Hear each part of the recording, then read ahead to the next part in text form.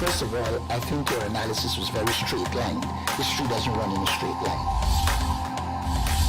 Kid, you cannot tell your neighbor he is stealing ducks when you are stealing funds. As High Commissioner, I was wrong. As Charandas Prasad, I reacted naturally how any person would have. I did not come here for that kind of abuse. I did not come here for that kind of abuse. If you're going to go along that road, I'll walk off. But it's all okay once they're talking. If they were talking, I could not have been here today. You got ADHD. I got that. Calm down. I think I've done enough in terms of taking our team out of trouble from losing. Come on, Lou Taylor. That's good. I'm reading the script now, and the first person that comes to my mind to play a detective, Yes, but the an Chinese erratic Mikhail detective, Rodriguez. Mikhail Rodriguez. Why an African slap an Indian? Why a man and slap a woman? Look, Gildarie, you deal with that.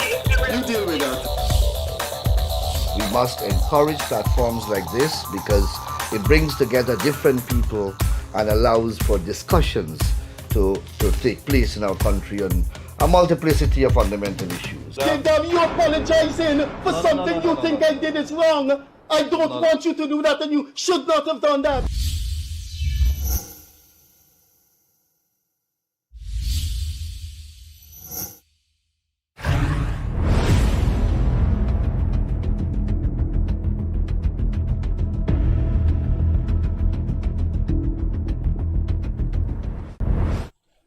Hi, good evening. Welcome once again to the Gildarie Freddie Kissoon Show, wherever you are. I want to say good night, good morning to you. I hope that you're staying safe on the roadways.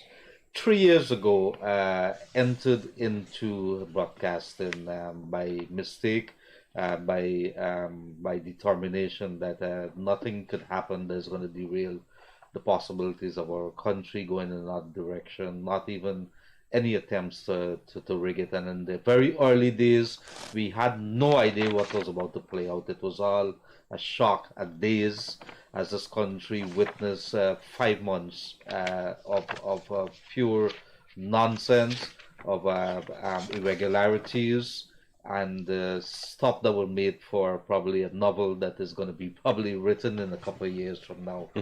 Whatever is the case, 3 years later, we're back again, and I felt tonight as I was ready to come here that it was kind of a replay, and that we had to step up at that point in time to fight for this country. Tonight again reminded me of that period, and why are we here? Our very existence as a country, our peace and everything has been threatened. Is it real? Is it a bluff? That is what we have to determine, and as the next few days play out, we have to take it or take our very existence very seriously, because we cannot just sit by as a people and say that it's government's job, it's Freddie's job, it's Gildarie's job to do the things to protect our country. All hands have to be on deck. I'm not going to dilly-dally too much, because in our midst tonight are two gentlemen, very, very experienced, has a lot of knowledge, institutional knowledge as to the history of our country, and legally they have so much knowledge here sitting in this room. I'm going to step over to my co-host Freddie Kissoon. Good night to you, sir, who's going to introduce them very quickly, because we have to discuss what is it that what is going to be playing out the next couple of days. Is it a bluff or not? And what should we do as a country going forward? Freddie? Thanks, Leonard. Good evening, good day, good morning to you, wherever you are. This evening marks 17 months since we've had this program, and there are 3 pillars on which this program stands. The third one is the least important. That's Gildarie and I. The first 2 are very important, our viewers. You have stood with us for 17 months, and you have made this show one of the most widely looked shows in Guyana and in the diaspora. The second pillar is our guests. Have they not shown faith in the show and been with us for 17 months? show would have been a flop. Two of our guests this evening have persevered with us.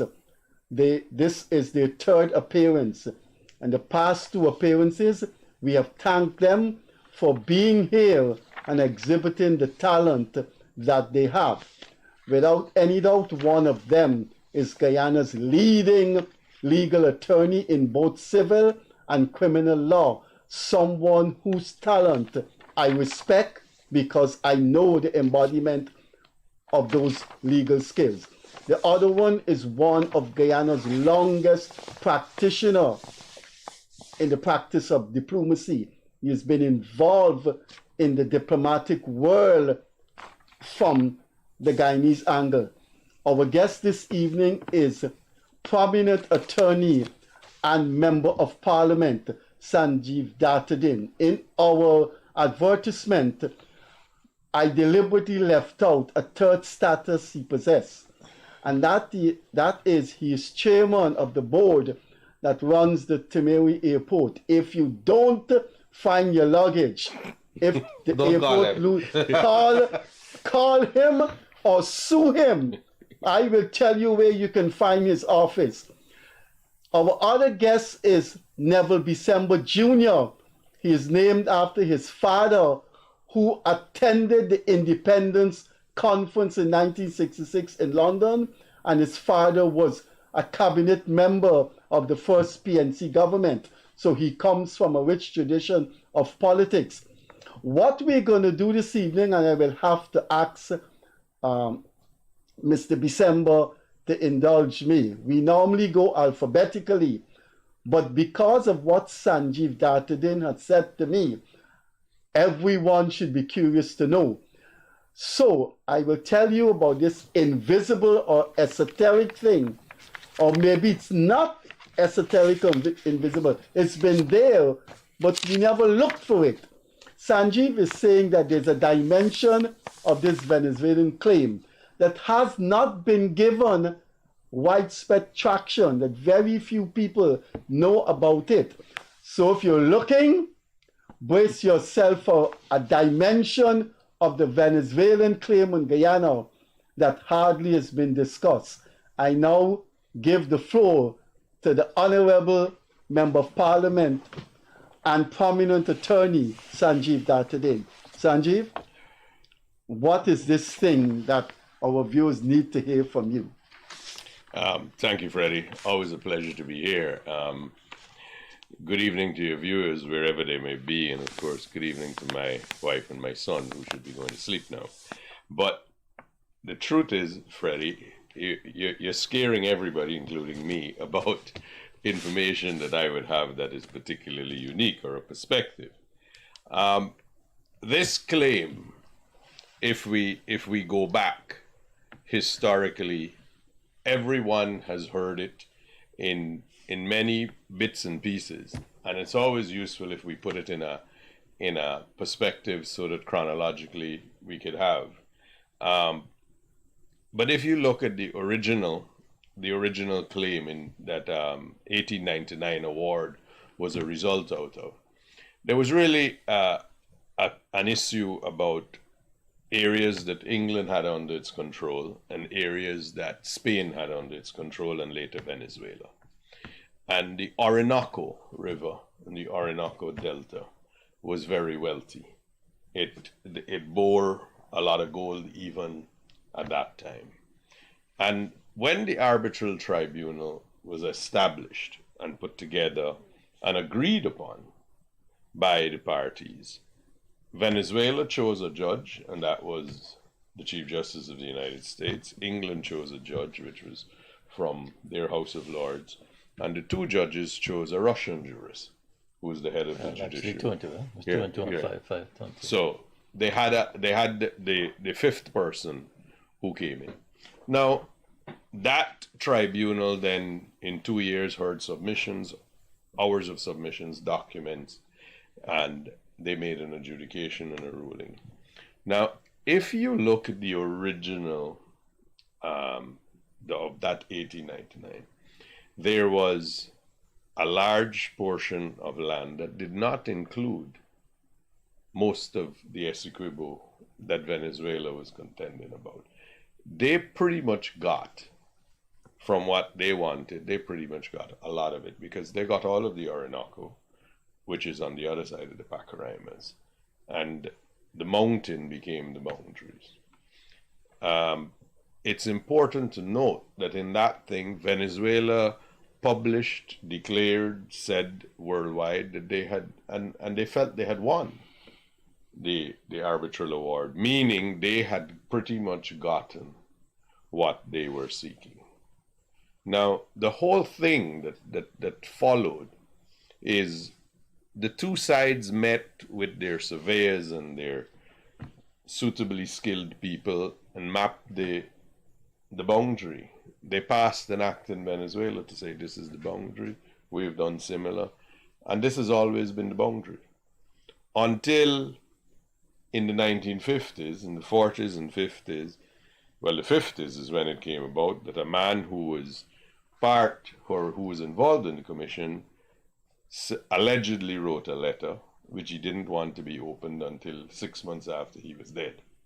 And he said there was collusion for this. And that's what started. Since then, it has been. But there was then the Geneva Agreement, which essentially said that, look, we will try to negotiate, and if we can't, then we have good officers appointed by the UN, Secretary General, and then if that's not working, Secretary General sends us to a tribunal, a court that is accepted by both sides. And an acceptable court is the UN court, which is the International Court of Justice, which is where we're at. And that's where the entire dispute, 120 odd years of dispute, are going to come back up to be done. But we have no difficulty in saying that what happened there was, in 1899, was a perfect solution. And everybody accepted that. This is greed now. But there's an interesting part, and there are other parts that relate. Is if you look at the older maps, Essequibo under Dutch control was a lot larger than it is on our map as Essequibo. In fact, it spread all the way to the Orinoco River. It was from the Essequibo River to the Orinoco River. So when you say, or when Venezuela would say, and they're saying things like, you know, Essequibo was part of them, yeah, it was, but not the part that we're talking about. Because the land mass, so if you look at South America's coast, there's the Essequibo River here, further up, I mean, they're the ones that we have, but then further up, the next major one is the Orinoco. So that area went to the dispute, went to the arbitration, was adjudicated upon, and it's done. And what is now happening, unfortunately, we're in the court. The court is hearing and wants to hear everyone. And this referendum for Saturday is a naked attempt to try to get out of that process. To then go and say, well, look, we consulted with the people in the country don't want to do that. But we have to be careful, Freddie, and I want to say this, because it is, if you look at what social media has about what is being said, especially out of Venezuela by Venezuelans, most of the ones that are in English are Maduro controlled. And most of the news that you see that's in English, the ones that are in Spanish, of course, both sides, all sides have it. But the ones that we could understand and are seeing, because it's directed to the Western world, this is deliberately done, I would assume. But those are the ones we're seeing, which have these images and this rhetoric and this supposed thing that everybody in Venezuela is on this. That is not so. If you look at the ones that are the other ones, and the opposition-led ones, and the other people who are against Maduro, the anti-Maduro sites or whatever, they're saying that in the mock that they had for the referendum, less than 3% of the population bothered to be involved. So there are other issues there. I mean, Venezuela right now has essentially two parliaments, right?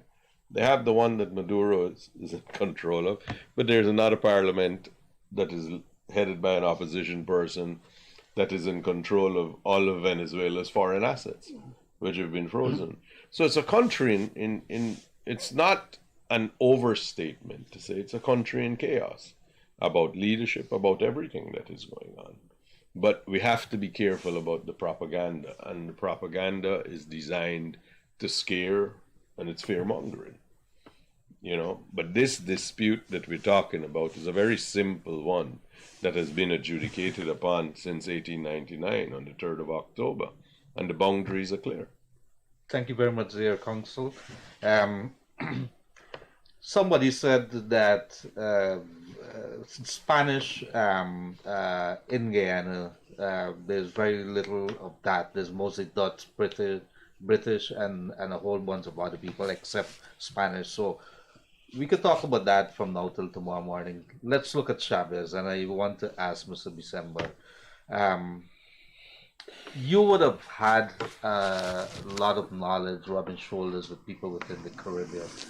And I want to ask you about your assessment.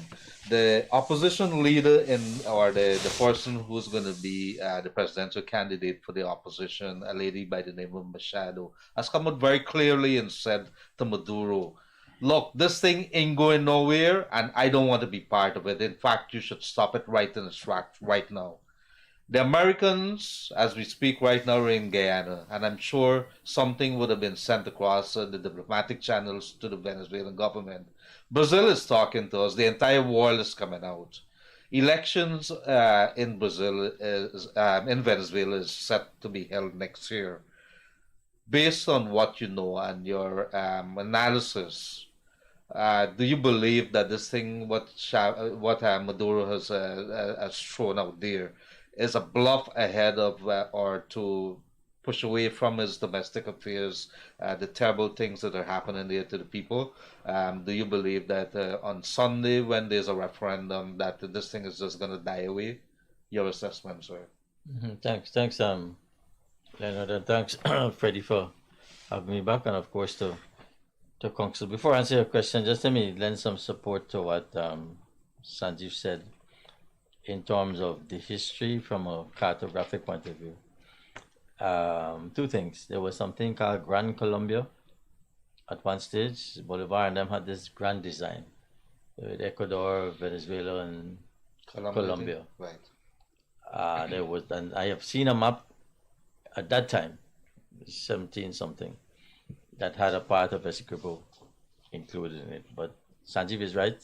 As late as 1813 or 1821, I believe, by which time Gran Colombia had ceased. The map I saw never included the whole of the Essequibo. It was the top part of the Essequibo that they could have argued at one stage belonged to them, but in any event, the 1899 award redrew the map, and like Counsel said, they were ecstatic. You go to a negotiation and you have your outcome and you win-win and so on. For them, the win was to get them out of the Orinoco. The record should show. Look, and I keep saying these things before. People need to know certain things, because there's a lot of misinformation, disinformation, lies out there. From the Venezuela side. Even from our side, the misrepresentation. But people. Let's say the exports coming out, they would work. Everybody's an export now. I saw something in the Caribbean press that an attack on one CARICOM country is an attack on all. I don't know where that come from. That is something for the RSS. Dr. Gary Best said so. Well, okay, if he said so, my colleague, well, so be it. But that is something in the context of the RSS. They included this collective self-defense thing from NATO just for the RSS. There's nothing in the CARICOM treaty that says anything about attack on one CARICOM country. Anyhow, so Sanjeev is right. And whatever discussion was going on from the 1897 arbitration panel, I see people mixing that up too. The panel was in 1897. The award was in 1899. The totality of the Essequibo was never an issue. We should get that straight. Now, to answer your question, the short answer is yes.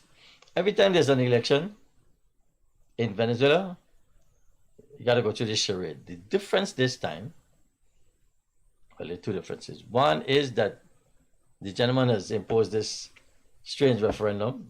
I don't understand. The court will deal with that hopefully on Friday, particularly question 3 about the jurisdiction of the court and question 5 about creating this Guyana Essequibo. I've written about that. If you look at the dictionary definition of create, it says to make something from start. 1 second, Neville. Could the operator raise the volume a little? The people are asking. Something's going on with the volume. Well, I know this, yeah. Yeah. Thank you very much. So, where are we? Essequibo creating. Right. If you're creating something from new, that means it never existed. So I don't understand how the folks in Venezuela could be saying Essequibo is theirs, and yet one of the questions in the referendum talks about creating the state of Guyana Essequibo. That means it don't exist as yet. Anyhow, normally, domestically, election time, this is a rabble rouser, it's a unifier, it brings people together. You should bear in mind, my friend, Ms. Machado, who is the front runner, from the opposition side, historically, I make this statement, Guyana has fared better under socialist governments like Mr. Maduro and Chavez and company than the other side, Action Democratic or AD.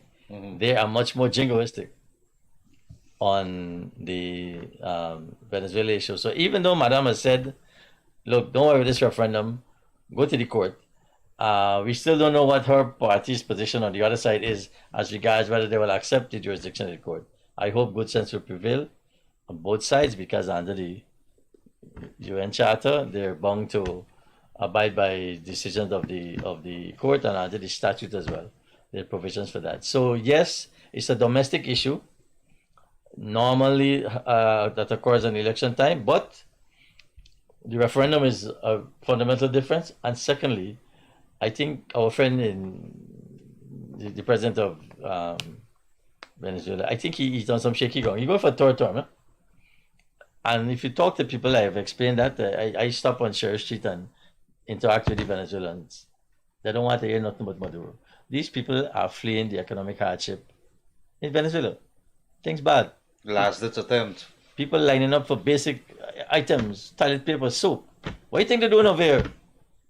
They're running from the economic hardship. And I've said publicly, most of them are not refugees. The majority of them are economic hardship. They're just not fleeing no persecution or political oppression. They're just trying to get a better life. So if that is the case on the ground in Essequibo, in Venezuela, domestically, where the economy is in a shambles and so on, plus the sanctions that were putting pressure on him, he would use that to distract people, rally them around, and that's what the opposition is saying. It might give people a false sense of belief in what the gentleman is doing, and distract them from the economic hardships, and so that might give him a little push in the election. So this is a lot of bluster, a lot of noise. I hope between now and Sunday, good sense will prevail. I'm sure our friends, our partners, there's something called quiet diplomacy. Well, what do you mean by good sense will prevail? I'll tell you, Milan, good sense will prevail. On Friday, the ICJ is going to rule. Right. I don't have a crystal ball. I believe what they're going to say to the people in Venezuela is that, look, if you go ahead with this referendum in its current status, you will be going contrary to the principles of international law, and you would in fact be countermanding the jurisdiction of the court. You've already subjected yourself to the jurisdiction. I see Madame Rodriguez, when she jumped up the other morning, she said her being there doesn't mean that they've accepted the jurisdiction. Well, I wish her the best with that, because there are a number of other actions that suggest that they have in fact submitted to the jurisdiction, even though they're insisting that they haven't. So the court will tell them, what you're doing here now impinges on the jurisdiction of the court, which is properly seized of a matter. And more importantly, it takes away a fundamental element of the subject matter of the dispute. It's like if you want to make the story, right? And you're before the court, and then you go and destroy the evidence. The matter can't go forward without that bit of evidence. The court cannot decide on the validity of the arbitral tribunal as to where the border is if they claim the executable. It takes away a fundamental element of the case. So that will happen on Friday. I'm sure people are talking to the gentleman. We have friends. He has friends. We have friends.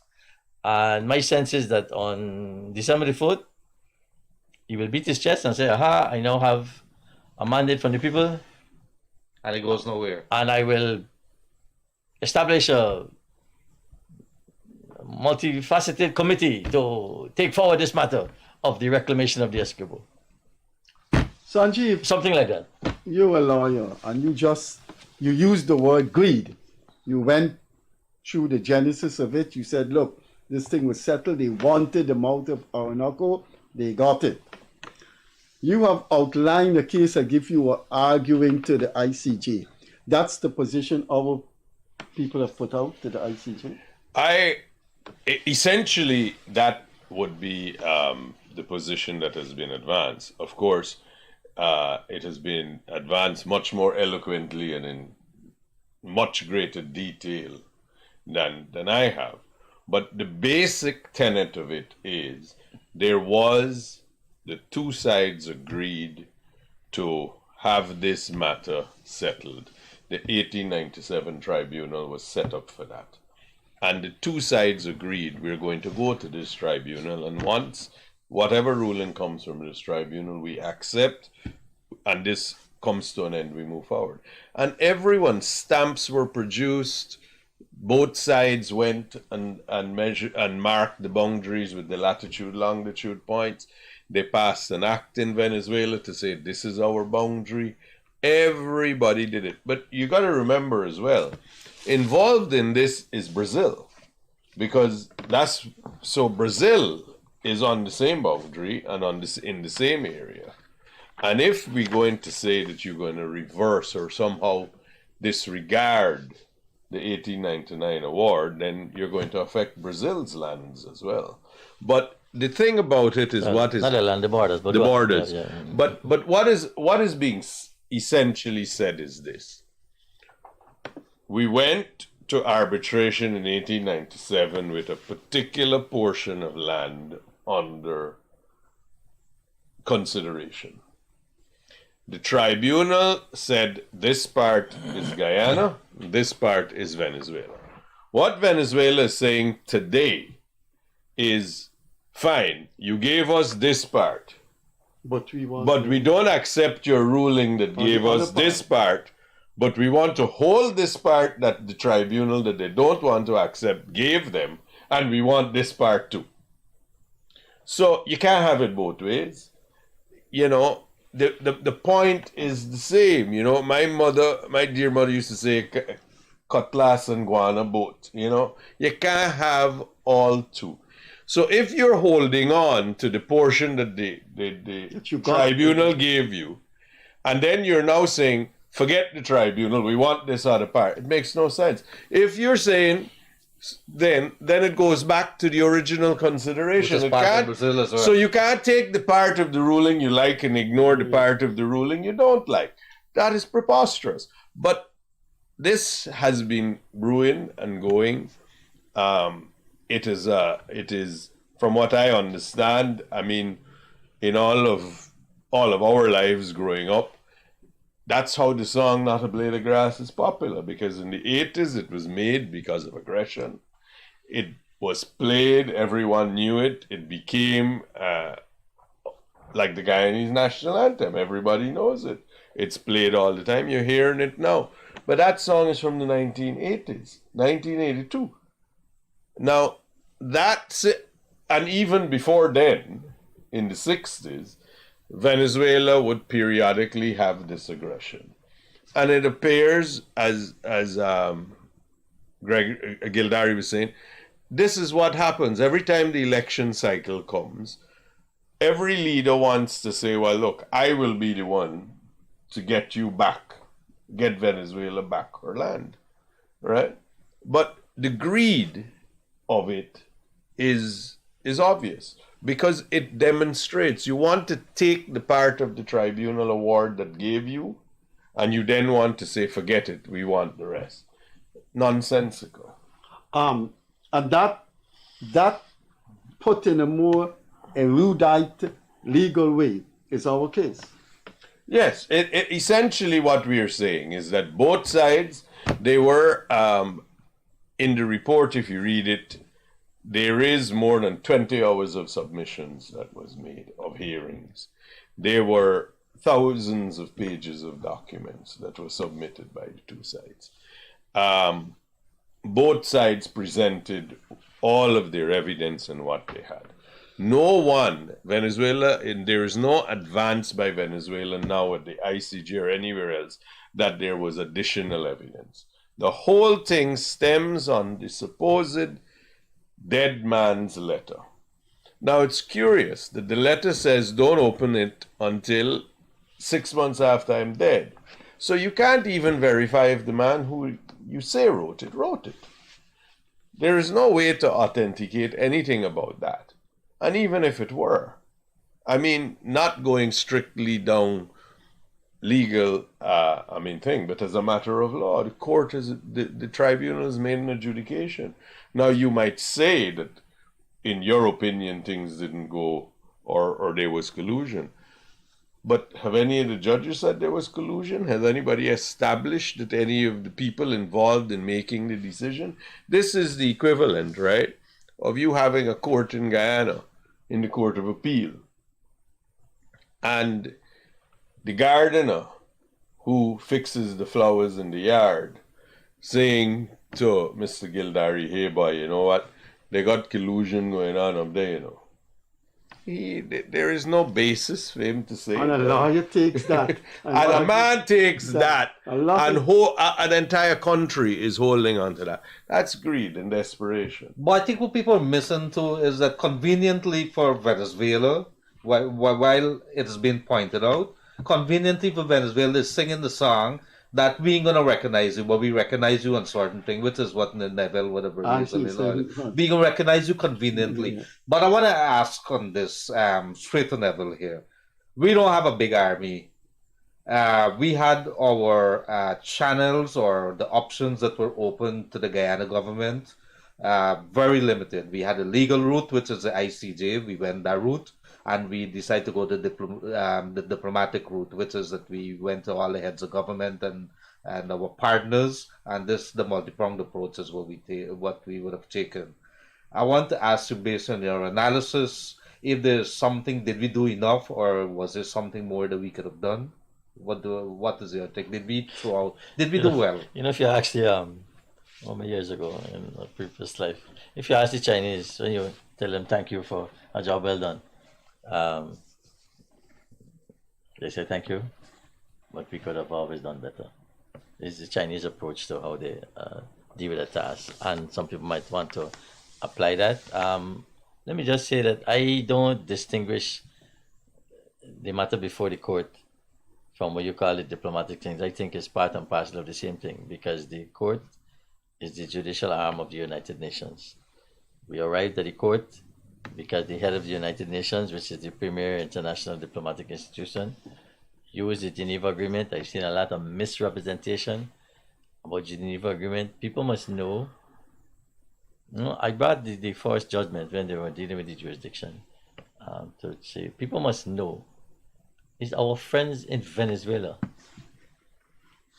who chose the Secretary General. Listen to me. The Venezuelans chose the Secretary General as the person who must decide on the means of settlement. I'll just read it quickly. He said the court observes that in his statement on the 17th of March 1966 before the National Congress, the Venezuelan Minister of Foreign Affairs, Mr. Borges, in describing the discussions that are taking place at the Geneva Conference, this is when they were drafting the Geneva Agreement, asserted that, this is in quotation marks, which means this we said, right? The only role, you must know these things, you know, the only role entrusted to the Secretary General of the United Nations was to indicate to the parties the means of peaceful settlement of disputes. Them say, he's the man. That's the only thing he has to do. Tell us how to settle this thing. History for you guys. Provided in Article 33. He went on to state, listen to this, having rejected the British proposal to entrust that role to the General Assembly of the United Nations. The British wanted the General Assembly to make the choice. Venezuela said, no. Venezuela had then suggested giving this role to the Secretary General. The same Secretary General that they're now dissing. I say he never had no authority to choose. It's them choose the gentleman. And I don't know where you come from. If you rent a house and you sign the lease with the landlord, that is a binding agreement. You can ask council. If you sign a Geneva agreement and Venezuela signed and the British Guyana signed and the UK signed, it's a binding agreement. When they signed it in 1966, this is the basis upon which they agreed that they wanted the Secretary General to exercise the choice. Now you fast forward to 2023. Nah, we never said so. This is not what the Geneva Agreement said. And this is something the council would tell you. It's something in French called the travaux préparatoires, the preparatory works that go into the preparation of a document. Where you go back, if you can't determine it, you go back and look and see how the agreement was drafted. Right? There's another section along those same lines. Again, I just read it quickly. That shows the Venezuela's position. This is again their discussions in the National Congress. He's reporting to the Congress on what went on in the negotiations and the Geneva Agreement. This same agreement that they're saying is not binding, right? After some informal discussions, our delegations chose to leave a proposal on the table, similar to the third formula which had been rejected in London. Adding to it, recourse to International Courts of Justice. They wanted specifically to mention International Courts of Justice. Right? If you look in Article 2 of the Charter, it just talks about judicial settlement. They wanted the ICJ to be written in. The delegations of Great Britain and British Guyana, after studying in detail the proposal, and even though they were receptive to it, objected to the specific mention of recourse. The UK objected because we don't know, the thing is settled. Why are you being so specific on going to court and all kind of thing for? It's settled.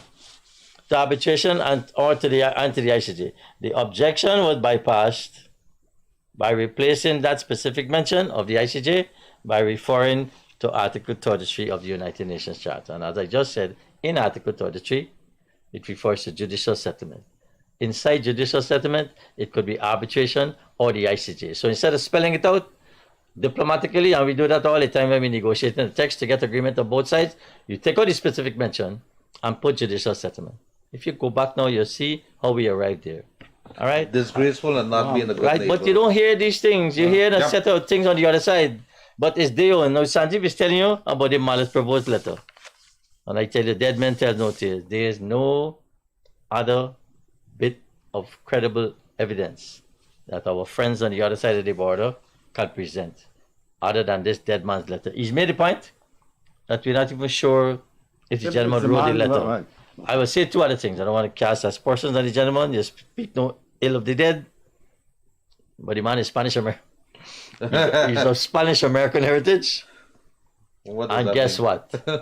He get a national award from Venezuela shortly before the date on which the letter was written. I say nothing for it. You just said you don't want... I say no, I just put it out there. People need to know these things. Junior, you just said you don't want to cast I just information. I'm not sharing information, sir. I want to zero in on Sanjeev's legal mind. Sanjeev, forget about your Guyanese now. Tell me you're a lawyer. What do you see the ruling Friday?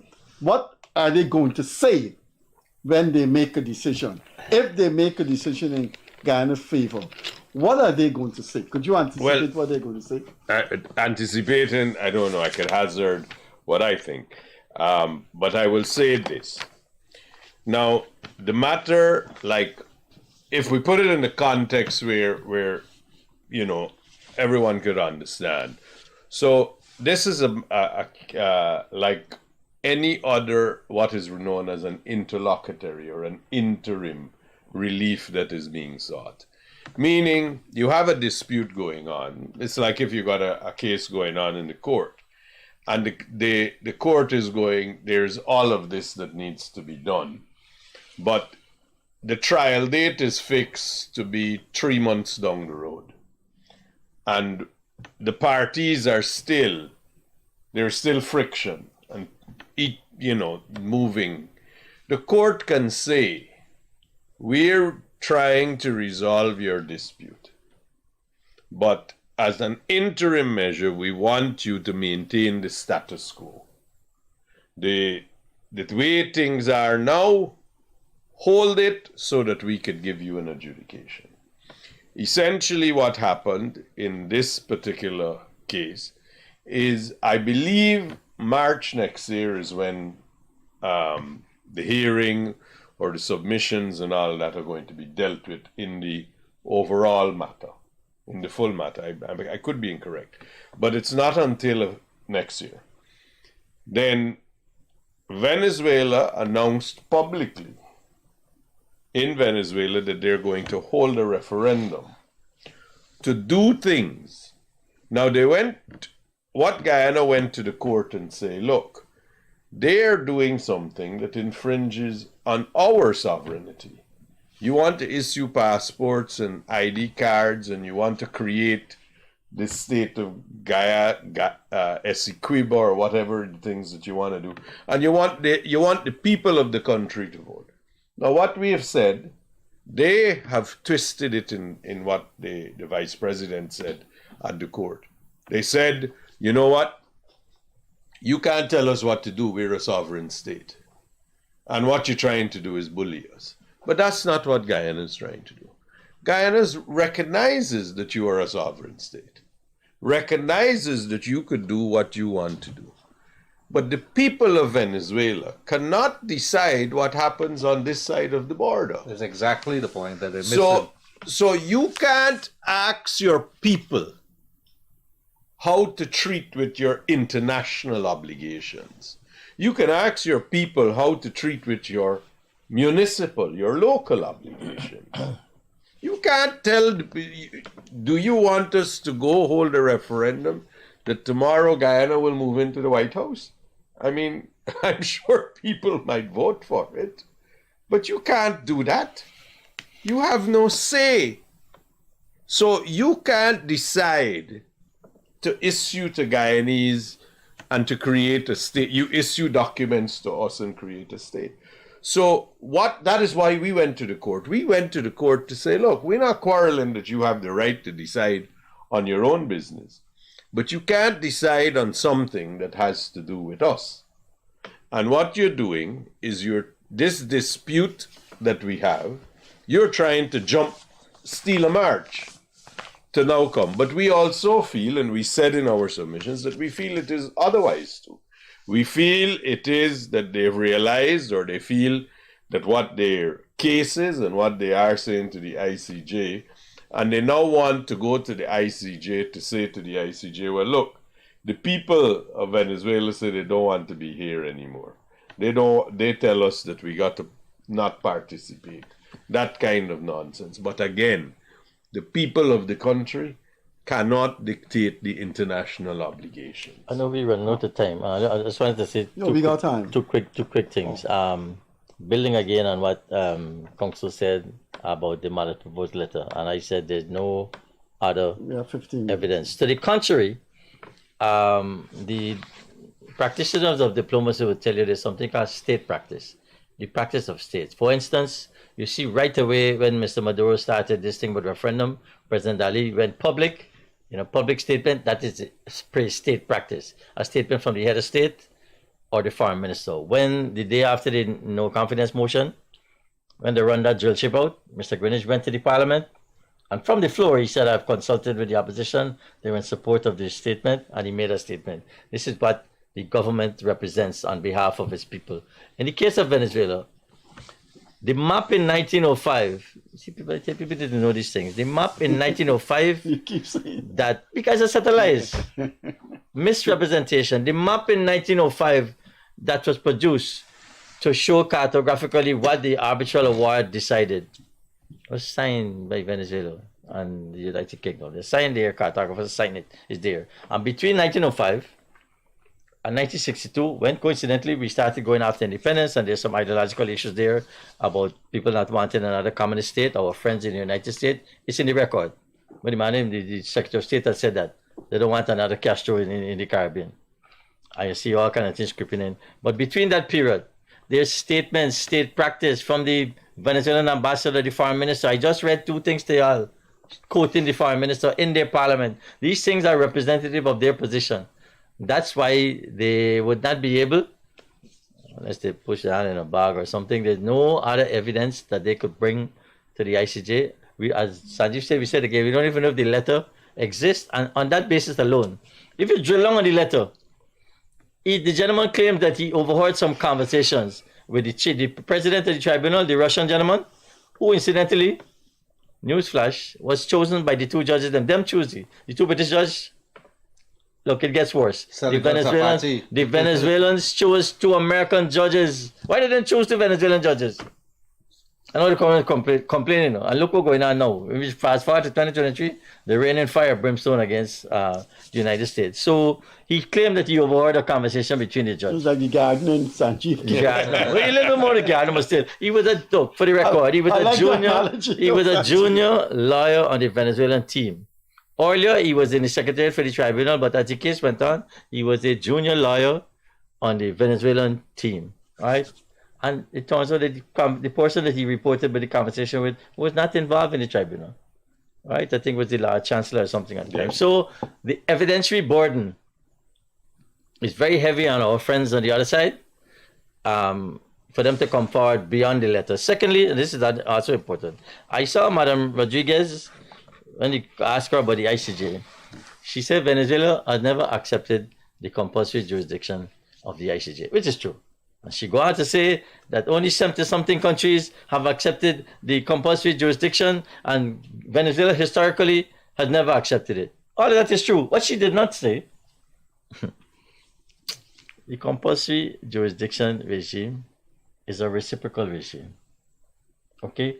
Guyana could not invoke the compulsory jurisdiction regime unless Venezuela had similarly done so. We have not invoked it. So she could sing from now till next year to say that Venezuela doesn't accept the compulsory jurisdiction. It doesn't matter because we have not accepted it. It's a non-argument. But it's some good, eh? We never accept the compulsory jurisdiction. Yes, neither Guyana. And in the absence of Guyana accepting it, the compulsory jurisdiction does not apply. What we have gone to the ICJ to seek recourse is the normal jurisdiction, not the compulsory jurisdiction. And if I could just quickly read what the judges them say, people need to know this thing because you want to know. They keep saying, them keep saying that they don't accept the jurisdiction. So the court, because that Venezuela had argued that the Geneva Agreement is not sufficient in itself to fund the jurisdiction of the court, and that the subsequent consent of the parties is required, even after the decision of the Secretary General. However, the decision taken by the Secretary General in accordance with the authority conferred upon him under Article 4 would not be effective, right? Would not be effective if it were subject to further consent of the parties. They already agreed in 1966. I showed you how they chose the reference to the ICJ. We changed that to judicial settlement. They already give the gentleman the authority. If you give the gentleman the authority, you can't go back and second guess him and third guess him. It's there written into the agreement. On that basis, that's how the court proceeds. They say an interpretation of Article 4 that would subject the implementation of the decision of the SG to further consent by the parties would be contrary to this provision and to the object and purpose of the Geneva Agreement, which is to ensure a definitive resolution of the controversy. If you say you're really serious about finding a definitive resolution, you can't go and second guess the man. Sanjeev, and Neville, I know time is going. All in these Venezuelan programs, we have asked a question. It has been asked in every one of these sessions. And so we're asking you again because we want to assure Guyanese people. Is it not inconceivable that Venezuela would want to invade a sovereign country at this time, given all the stakes that are involved in global order of the United States, Brazil? So can we rest assured, speak to our viewers, that is no possibility at all? Well, I would put it this way. If you look at the world stage as it is now, if you look at the parties that are involved, if you look at Guyana's place in the world, doing that, especially in a country that has really capitulated. Venezuela is in difficult straits. I don't see that that's a rational or a realistic thing. But we always bear in mind that desperate leaders, and he's quite irrational. He's referred to sometimes as a madman. You never know, but I would find it very difficult that people will follow him. into that part. Neville? Yeah, along those lines, I've heard the last couple of days that, the gentleman might not be thinking rationally. I've heard about him protecting his legacy as the person that returned Essequibo to Venezuela. We went through the thing about the domestic position gathering support. I've heard the copycat argument. I dealt with that at the UG forum last week. People are saying, if you look at what's happening in the Ukraine, the same thing will happen here. Utter nonsense. Venezuela is not Russia. Essequibo is not Ukraine. I explained to the folks last week that when Russia was called upon, first of all, they said they did not declare war. They call it a special military operation, and that has legal consequences. If you don't have a formal declaration of war, treaties are not suspended, a whole range of things. They said, no, this is not a war. It's a special military operation. When I asked the Russians to explain it, you know what Mr. Putin's folks said? I was trying to lie to find an argument, right? It said Russia is exercising the right of self-defense to protect the people of Russian origin, Russian heritage, who live in the Ukraine, who are being disadvantaged and discriminated against the Ukrainians. That's why they came into the country. You extrapolate that now to the Guyanese situation. It doesn't apply. There is no group of people living in the Essequibo that gentleman, you call it whatever, insecure or what you call it, irrational, that he can apply and say, I'll come in and protect your right to self-defense. Hold on, I'll come in and rescue you all. No. Interesting. And what is also important thrown into the mix? But Putin has put forward that thing. We're going to help Russians. Yeah. We don't want Maduro to help us. What is important is that nobody's talking about the threat of sanctions against Venezuela. They just come out of it and you want to go into it back again. Well, I get it. They're about to put it back. I think they're about to put it back. You need to distinguish, a good point. You need to distinguish that too. The sanctions are related to the political deal with the opposition that was tied off in Barbados, to take some democratic steps, including to remove the ban on Ms. Machado. This lady is still banned, Right now, she can't contest the election. And Mr. Maduro just said the runoff the opposition had is illegal, so he's not respecting it. So those sanctions... But that was the deal he made with Americans for 6 months. No. There were two deals. One in Dubai with the Americans to say, look, I give a little ease up with the sanctions, and I'm going to come around with some reforms and so on. Then with the actual opposition in Barbados that Ms. Motley hosted. They weren't involved with it. It was the Norwegians brokered the deal. Barbados just hosted it. I see people talking a lot of nonsense about Barbados and so on, right? And in that deal, they agreed that one, they would remove the bans. He's banned a whole set of opposition candidates. And then down the road, they can't continue, including this lady, right? And then down the road, free and fair elections, observers and so on. Those things will come. So I gather they're going to put it back this weekend maybe, and you could read into it a connection, but the two things are separate. So to answer your question though, I mean, I distinguish between an invasion, people saying, but Venezuelan troops going through the Brazilian border, utter nonsense. The Brazilians are very careful and particular about their respect for people's frontiers and borders. Thank you very much. Mr. Datadin, there was talks about the sea lane. There was even talks about a video that Vice President Jagdeo made. And then there's some talks about suing Jagdeo for calling somebody low life. What exactly is this video about the sea lane? Give us some context. I will. So I hope this doesn't get me into trouble. But you're a lawyer. I hope it doesn't get me into trouble. No. But the position was this. In 1990 was where the issue of a sea lane arose. Dr. Scotland, Barton Scotland, was at the time Guyana's representative. Mr. McIntyre was the good officer at which this was done. That's where it was raised. It was not raised by Barra Jagdeo. What has been said, and this is a funny thing, and this is a thing that I find to be almost intolerable, and it's dishonest. At this stage, we're all saying that we're all together. But every meeting and every forum that I see people of the opposition, They're always complaining. 2 nights ago, there was someone from the opposition here complaining about what you're doing and what you could do and how you could do. Understand the burden of government. It is for the government to decide, not the opposition to dictate this is what should happen. And you can't be sitting crying all the time saying, oh, you're not including me, you're not doing this. What are you doing?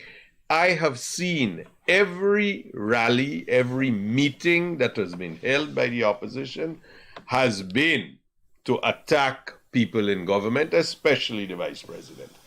And then there was this whole thing. There was a rally by the vice president in Essequibo, a large one. There was no attack on anybody at that. That attack was squarely to Venezuela. So if you're saying that that's what you're doing, you can't say that we're all in this together. But all you do is complain about the government or criticize. And this Sea Lane thing it is recorded. It was in the Stabroek News when it was done. It is in the cables that were released. The U.S. cables. The U.S. cables that were leaked by Snowden or whoever. All of those cables, it was in that. It was also when Chavez came to Guyana. He was in Guyana and he said that. And those issues were raised. It came from 1990. And in 1990, Bharat Jagdeo was not in power. No one knew who Bharat Jagdeo was at that time. So to say that he said anything about it or he offered it is wrong. It is dishonest. But you got to look at the context of what it was. It was, we should have a sea lane so you have access and we leave the land borders where they are. Now that might be what at the time our representative, Dr. Scotland, thought would have resolved it. So, okay, you could sail, you could have access, but we leave the borders and that might not be entirely unreasonable. I mean, it's not the kind of thing that maybe people might not agree with, but he was the man tasked with the burden, and he was a representative. It didn't actually happen. It didn't actually go, but there was a discussion held about it. As to the low life thing, Gildarie, listen, I have seen in parts of the media that a certain gentleman, our mathematical prodigy, is what he's referred to in the corridors as, said that what he will do is, notwithstanding what the vice president said, that he will take it to mean and to be an attack on all women. So it's misogyny now. It wasn't an attack on all women. A recording was played. If you look at what the vice president said, he played a recording. In the recording, someone is saying that the vice president is a liar and he's a this. So that was at a rally that was held. And he said in response that it's low life, it's this person. And he said why low life? He says because when they're a minister, giving work to their own company and paying for it. That's public record. Everybody knows about that. Now, if you want to take something to the Commission on Human Rights, you should take, how do we divide 65? What is 33 a majority of? Because those things abused our human rights. Those things held the nation to ransom so that the then government could remain in power. And if you think that libel or whatever claim you have, remember, libel awards for damage to your character. Rigging elections don't build your character. Trying to participate in it don't build your character. Coming up with false non sequitur nonsense don't build your character. So to say these things in such an aggressive way, it's just like the argument of 65. The gentleman who said that never would dare go in a court and advance it because it's preposterous. The same way that you can't go to the Commission on Human Rights because somebody called you a lowlife and said why. It wasn't an attack on women. Far from. It was one specific person. But we had a senior opposition figure here, and there was a moment of sadness on my part in which she was criticizing the vice president for saying that. And then I said to her, she said, it was reckless, it was irresponsible. And then I said to her, but surely it was also reckless and irresponsible to accuse the vice president of saying something he didn't say. And she said, he said that. I saw it in a video. So she was on the one hand accusing the vice president of being irresponsible and could not see the irresponsibility of attributing something to the vice president that he did not say. Freddie, I think Freddie, the one thing I will say about all of that, right? So comments were made about what the vice president said. The vice president responded. If you're in politics in Guyana or anywhere in the world, you have got to be able to tolerate criticism and defend your positions. You can't be thin-skinned. And it's not to twist things into drama. If you're not saying what's true and you're caught out to saying what's true, then own up to it. Said, all right, it was done in 1990. Move on. But if you're in politics and you say things, people will answer you. When I say things, and I am nowhere in status close to the vice president, I get it. People challenge me. People answer. That's what happened. All right, I've been informed, and I don't want the operators to call me a lowlife. So I'm going to ask you very quickly, Mr. Neville, and then Sanjeev and Freddie, very quickly. What do we say to the Guyanese people ahead of Sunday, and reassurance maybe? Yeah, all right, quickly. I said again, I think good sense will prevail. The ICJ will come back on Friday and say to the folks in Venezuela, you should not go for, not that it can't go forward, you should not go forward with the referendum with these questions as they are, because they have implications for the court's jurisdiction and for Guyana's sovereignty. I think there's a difference between an invasion and little cross-border skirmishes. They might have some little cross-border skirmishes on the border, not no massive invasion. There could be a possibility of an influx of economic migrants coming across the border, charged by the referendum, which we're sure the gentleman is going to win. But if our partners and other people who have a vested interest in this issue can exercise some quiet diplomacy, the UN Secretary General, there's America, UK, other countries, and exercise some quiet diplomacy on Mr. Maduro, he ought to be able to restrain his people and use the solution that I said on December 4th. He wouldn't actually do anything. He would just say, okay, I'm going to start preparations. Save some face. To save some face. Right. Sanjeev? What I would like to say is this. As a country, in the past few weeks, you've seen Guyanese people unite, stay united, pay attention to legitimate sources of information, pay attention to what is going on. It is a fluid situation. But don't be afraid, because from all accounts, it's not reached to that level, but still pay attention as to what's going on. The court will give a ruling on Friday. We will know what will happen. We will also be aware from various programs that are ongoing that will update you. Don't spread information you're not sure of.